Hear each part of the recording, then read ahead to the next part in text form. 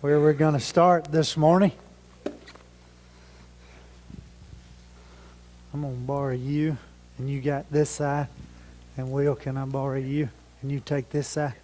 You and Cameron have the same piece of paper. So, as Will and Cameron are coming around there, they have the same outline for this morning. So, as long as you see one of them, you will be sufficient.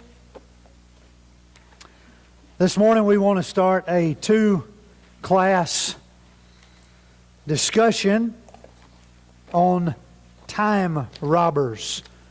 We are headed toward, and if you have been wondering or thinking that, this class is going to be about spiritual time and about holy time and about time with the Lord and about how do I manage my time with God so that I can grow and be more spiritual. We're getting there, okay? That is where we're headed. You're exactly right. And so the middle part of the class, classes 7 through 11, are going to be on that idea.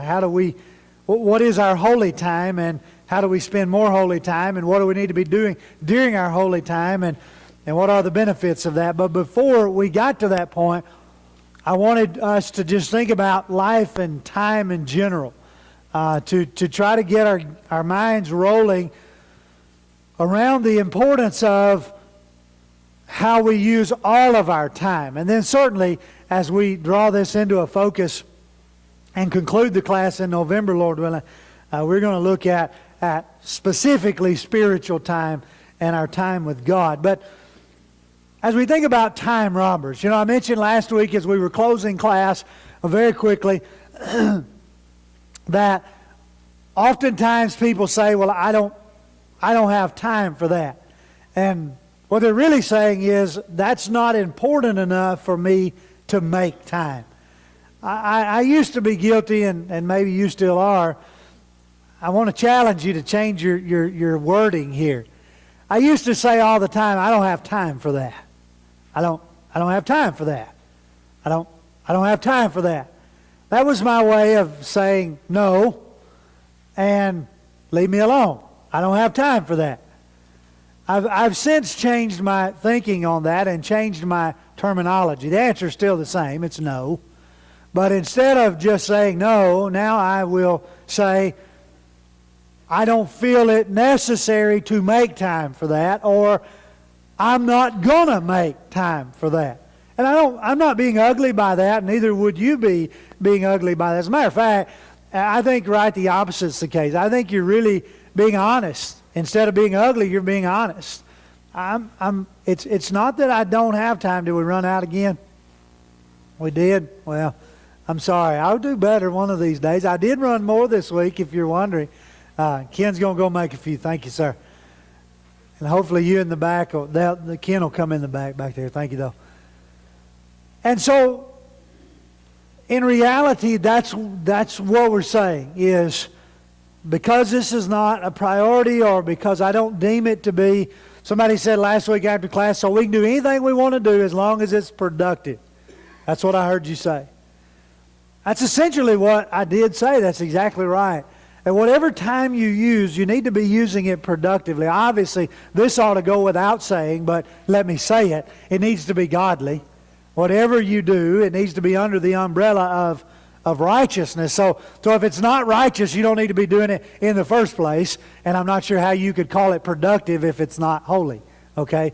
But let me say that so that you hear that, and then come in with this next line. Whatever you and I deem to be productive, then yeah, we need to analyze it and make sure that it is productive. And then as long as it's godly, as long as it's righteous, whatever we're doing, then certainly you and I have spent the time analyzing to know that this is what we need to be doing right now for this period of time. Unfortunately, in our world today, there are a lot of time robbers. There are a lot of things that steal our time. A lot of it is unnoticed. We just lose it, and boom, it's gone. I think about the teacher, and probably you've read the email. It's old, but I think about the teacher on the college campus that stood up in front of the class with a glass jar. And he filled the glass jar full of golf balls. And he asked the class, he said, "Is the jar full?" They said, "Yeah, the jar's full." He reached under his desk and he got out a bag of marbles. And he started putting marbles into the jar and kind of shaking the jar a little bit. And in the marbles went till the marbles got to the top. He said, "Is the jar full?" Well, the class is getting a little smarter now, so they're a little hesitant to say yes. Although they're looking at the jar and they're thinking, "Man, yeah, this thing's full." So they say, "Yeah, the jar's full." He reaches down under his desk and he gets out a bag of sand. And he starts to pour the sand into the jar and shaking it a little bit, and all that sand goes down in amongst those golf balls and those marbles. And he says, "Is the jar full?" And of course the class by this time, they just say, "No, it's not full." He says, "That's right." And he reaches down under his desk and he grabs a bottle of water and he starts to pour the water in the jar. And the point he was trying to make is that, listen, if you put the water in first, golf balls ain't going to go in too good. Now, I've hit a few in the water. They will sink, okay? But when they sink, they displace the water, right? So if you put the water in first and then you put the golf balls in, it's going to displace the water, although they will go in and they will sink to the bottom.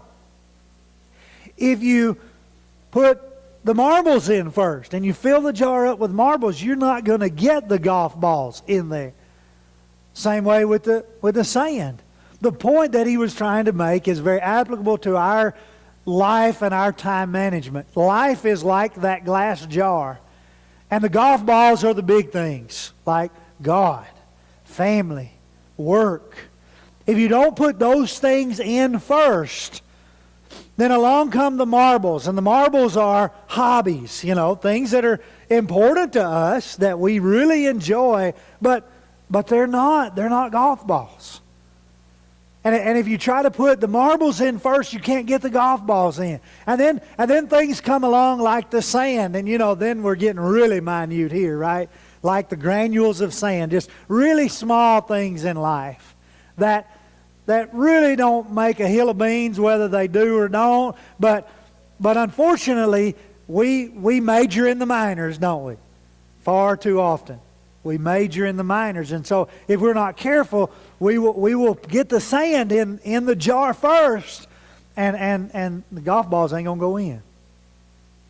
I assure you, I've hit a few golf balls in sand, and guess what? It just lays up on top. It don't roll out of it. It don't go in under it. It just lays up on top of it. Now you got a problem on you trying to stuff something that should be very important into a jar that is full, because something minute like granules of sand has filled your life, and now you can't make time because you can't force it, because you've already spent it, and you've in fact perhaps wasted it on something that was minor compared to something else that was should have been a lot more important. And so with that illustration, then we go to Proverbs chapter 6, and we began in verse 6. "Go to the ant, O sluggard, consider her ways and be wise. Having without any chief, officer, or ruler, she prepares bread in summer, gathers food in harvest. How long will you lie there, O sluggard, when you arise from your sleep? A little sleep, a little slumber, a little folding of the hands to rest, and poverty. Poverty will come upon you like a robber, and want like an armed man." There's just this little paragraph in Proverbs chapter 6 that in my mind has so much to say about don't allow things that shouldn't rob your time to do so. Don't allow minors to become major. Don't allow yourself to sit around. Obviously the idea here, the wise man is talking to a sluggard, which I think is pretty unique that it starts with the first four letters as slug, right? So go put your mind on that and think about someone who is moving very slow through life on purpose and has very little vision or dream or concept of the big picture, of what is really important here. And essentially, to some degree, is doing nothing. Now, you say, well, if I had a boss, I'd be doing something, right? I've never had any problem with productivity at work. You know why? Because you know if you're not productive, you get fired. It's just that simple, right? You got a chief there. You got a boss there. You got a supervisor there. In Proverbs chapter 6, he says, consider the ant who doesn't have a... It's not about the fact that I need to work because somebody's watching over me. It's the very fact that I need to work because the time is coming when I'm going to rely upon my preparation. Something big started yesterday. You didn't miss it, did you? You didn't miss deer season opening yesterday, did you? Surely not. I mean, that's big, right? One of the most aggravating things this time of the year in the woods is them little furry gray things that are everywhere. You know? Because they're up and down and around, and you just watch them constantly. They're either eating or they're gathering. One of the two. And you catch those little squirrels and you catch those chipmunks, and they'll just be loaded, headed back somewhere, because they know that the time's coming when there won't be any acorns, right?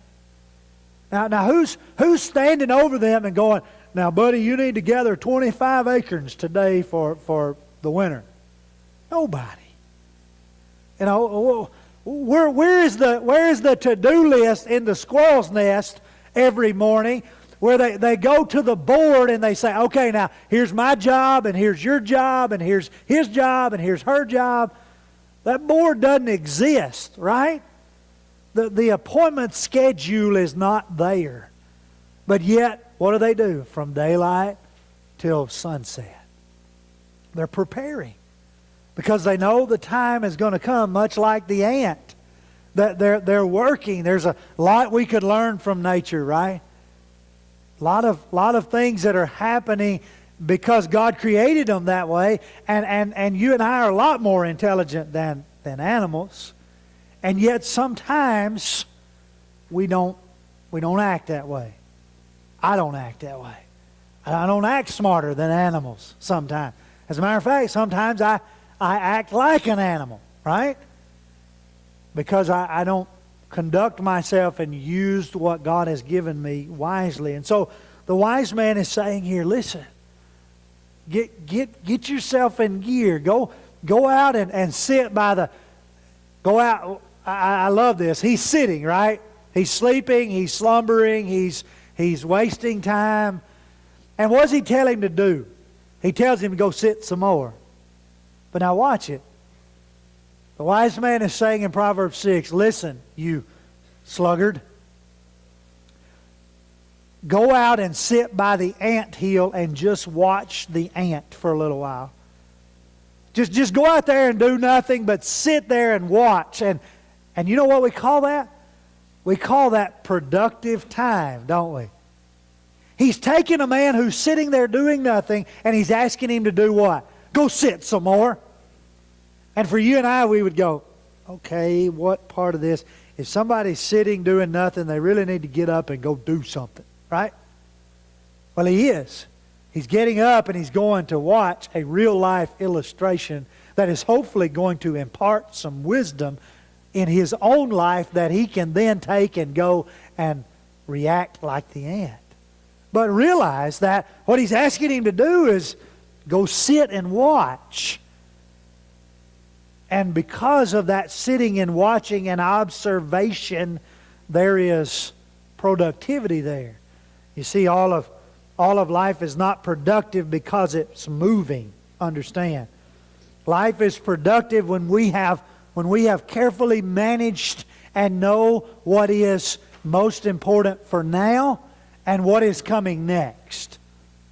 What is most important for now and what is coming next. And as we decide how we spend life, realize that there are hundreds of things out there competing for our time. And I only want to spend 2 class sessions, and I only want to give you about 8 or 9. You got 4 of them here on your outline. As you look at there, I've listed 4. On the back of this page, from a website that's at the top, I would just call your attention to that, encourage you to read it. They list 8 time robbers there, and then they give 5 suggestions on how to eliminate those time robbers. And I want you to have that. I want you to be able to read that and think about what they're saying there. But I just want us to go through these first 4 and think about this for just a moment. What I want you to notice is that none of these things are wrong. Please get that. None of these 8, 9, I don't know how many we'll end up with. None of these things are wrong. It's not like time robber number 1 is living in adultery. Okay? Time robber number 1 is not going out to the local Dollar General and stealing some things just for the fun of it. You know, these time robbers are not wrong. Now, things that are wrong. You don't need to be doing them. End of discussion, right? These are things that have a time and a place, and even when they are carefully planned, have a purpose. But here's the problem. The problem is that what they're telling us from studies that are being conducted in Americans is that it's not that we are planning this time. It's just that we're saying, well, we're going to let this time happen.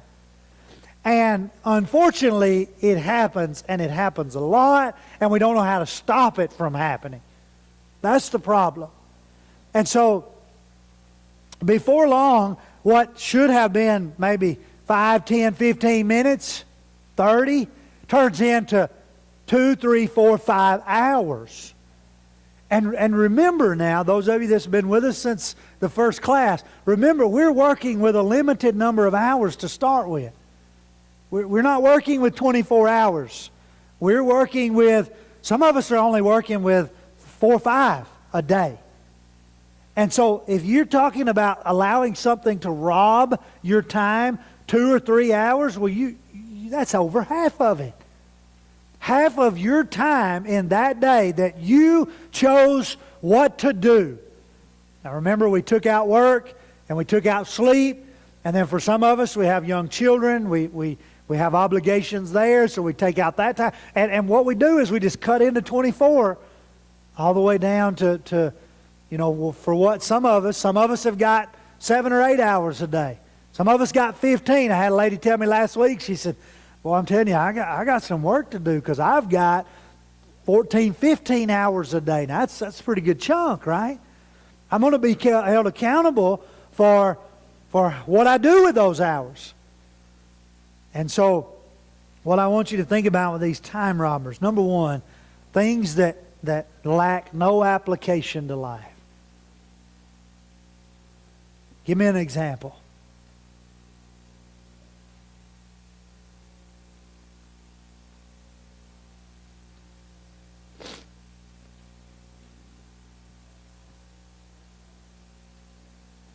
Ever just done anything that just absolutely applied to life? Nowhere.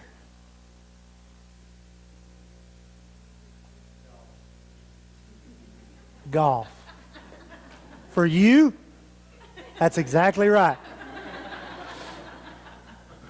I would agree 110%. It would apply 0 for you. It has no application. Now, I feel differently. Let the record show. But mine and Denny's life are different, right? And what he said is a true statement. It has no application for him. Playing golf would be a waste of time for him. It absolutely would. He wouldn't enjoy it. it wouldn't be relaxing, trust me. Whoever he's with would be so mad at him by the time they got done that they would probably not like him anymore. I mean, we were trying to find out now what would happen is that whoever he's with and him would get to spend some time together, and their relationship might be tried and true more than it was before, but that's not the best way, you see. And then he knows that. He knows that's not the best way for him to spend his time, because it doesn't have any application. Even if I could do all I could to try to convince him that it would help his relationship with whoever he was with, and give them some time together in a secluded, private setting of sorts, his response to that would be, well, yeah, but I could do that other places, and it wouldn't cost me near as much, and we would all enjoy it a lot more, and he would be exactly right. Right? So with that in mind, then, what is it in your life that you find yourself doing that has no application for your life, for you? And here's how you boil this down, or here's how you analyze what that is. It is things that you do either, number one, just to say you've done it. I'm just going to do this to say I done it. I don't know who wants you to be able to say you done it.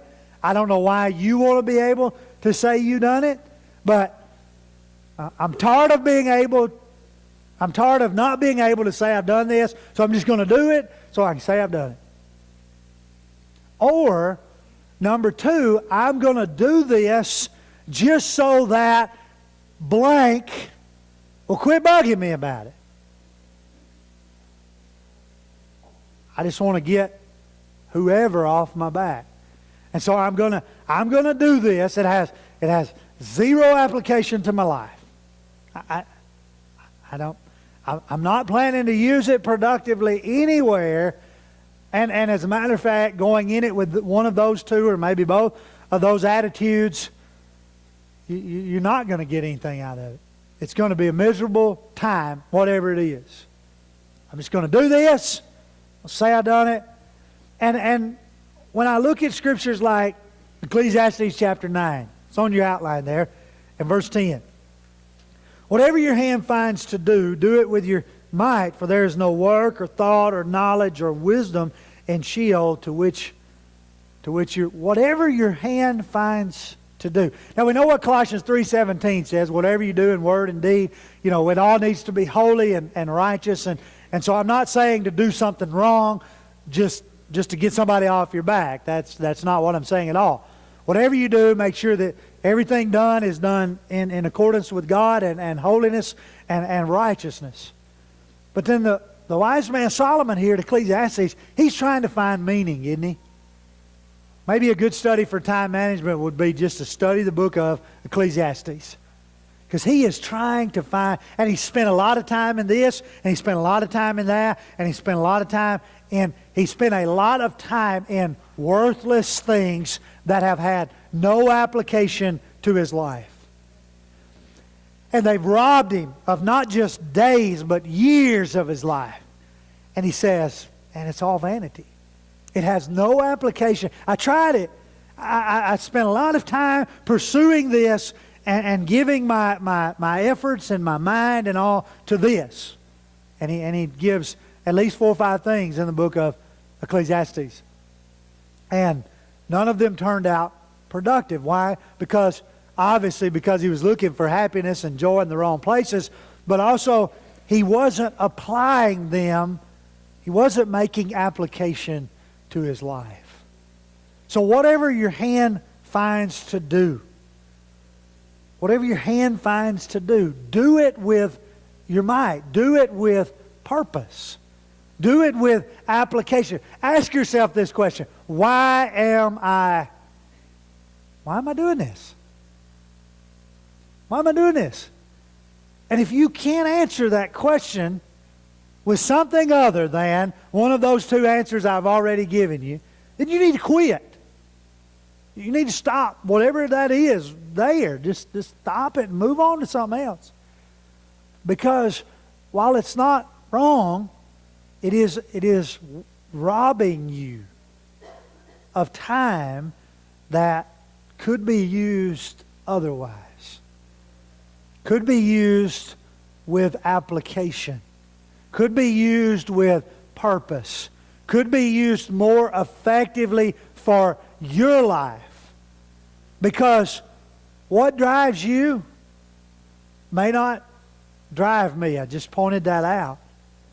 And so what you see as applicable, I may think, I just really don't see any purpose in me going and sitting down at a sewing machine. I just ain't going to work for me. Sorry, ladies. It just ain't going to work for me. My mama can spend hours at a sewing machine, and lo and behold, clothes can come out. Right? I mean, nice things can come out. My mother could actually probably sell some of that stuff. Of course, she just, gives it to the grandkids, and we're thankful for that. But she could probably make a hobby out of that, and it'd have some financial application. She loves to do it. She loves to sit there and do it. And for her, that's what. But for me, I would be like Denny on a golf course. I would be battered and bruised and hurting, and it would have wasted a lot of money, and it wouldn't be no good for me at a sewing machine. So you figure out what it is that's not making any sense to your life, and stop it. Don't do it anymore, no matter who asks you to do it. The second one kind of ties into that. These two are very similar, but having pursuits with no meaning. Now, again, some of the most valuable time in my life has been spent in a car going nowhere. Right? Sometimes you just need to get out and take a ride, right? You ever been there? Or just get in the car, just you in the car, and just ride to nowhere. Now, that for me, as I look at it, as I analyze it, that is a pursuit with not a lot of meaning. Matter of fact, it kind of wastes some gas, don't it? But recognize that, I'm going to say it again, these things are not wrong. The problem is that some people get in their car and go to nowhere all day. Now that's the problem, right? If you're going to get in your car and go to nowhere, you need to get there, and then you need to get back. You see the point? Whatever the time is, whatever the reason you're trying to isolate yourself for that period of time and regroup, and then you need to get back somewhere. It's because what's going to happen is that before long you're going to enjoy the trip to nowhere too much, and you stay on the trip to nowhere too long, and then you look up and you go, and trust me, you don't. I'm just using getting in the car. You don't have to get into anything. You could just be sitting on a couch or in a recliner, going nowhere. And if you don't watch it, you will go nowhere with no meaning for too long. So a pursuit with no meaning. I give you a few illustrations here or a few examples. There's a lot of things out there on TV that we just don't need to be watching. There's a lot of things out there that are wrong, okay? I hope I eliminated them right out of the gate. But then there's a lot of things out there on TV that they ain't wrong. I mean, I can't put my finger on the fact that, this is wrong. But what's its meaning? What's its purpose? What's its application? Going back to number one. If I'm going to spend an hour watching this, what is the application? There's There's a lot of TV, and I'll be just quite real and quite honest with you. I find myself analyzing that pretty hard this time of year. You know, I mean, I ain't gonna lie. I watched every play of the Tennessee-Florida game. You know what I cared? Absolutely none. None. I didn't care. I could have cared less who won that ball game. You know what I mean? But what I do, well, I recorded that dude, and I sat there and I watched every time that ball went into play. I did the same thing with Auburn LSU. You know what I cared? Absolutely none. So you got to analyze, is this pursuit what I'm just admitting to you some time that I probably allowed to get robbed from me yesterday? And I'm asking you to analyze your life and ask yourself, are you letting things rob your time in pursuits that it's like sand, right? But we've elevated the sand to golf balls. Now this is important, when really and truly it may just be a pursuit that has little or no meaning. A lot of you out there, you don't read, you don't watch TV, but you read. And you read a lot of stuff that's wasting trees, right? I mean, I don't know why they printed it in the first place. Have you been to Dollar General lately? I don't know what they'd do without all that junk there by the checkout line. All them trees sitting there with them magazines, right? I don't know. Maybe you enjoy that. I just don't know what it does for me to find out who's divorcing who and who's got a kid with who and who's been running around Hollywood half dressed. You know, I ain't got that, right? Now the flip side of that is that there's Sports Illustrated up there that's got college football in it. You know, unfortunately, I may spend some time. You know, so for me, all that other stuff's cheap, but paper that's used to print Sports Illustrated is not cheap, right? You see, you can turn that around to fit your life because you would feel differently about that. All I'm just asking you to think about is there's some TV time that's wasted. There's some printing out there that's wasting paper. And do we need to really be involving ourselves in that? You read Philippians 4 and verse 8. The last two, notice the key words, too much. Too much. Is recreation important? Absolutely. Is entertainment important? As long as it's godly and holy? Absolutely. Is work important? Oh, yeah. It's commanded. It's not just important, it's commanded. The key words, too much. Too much. Too much time. Too much time. When do you quit recreating and get back to work? When do you say to the boss, no boss, I can't work this weekend. I've worked the last 4. That's enough. I'm not going to work overtime this weekend. I want to be home with my family this weekend. When is enough enough, and when is enough too much? And there is a fine balance there, and I encourage you to read those and think about when is too much, too much. And when it's too much, it's robbing you of time you need to do something else that's more important.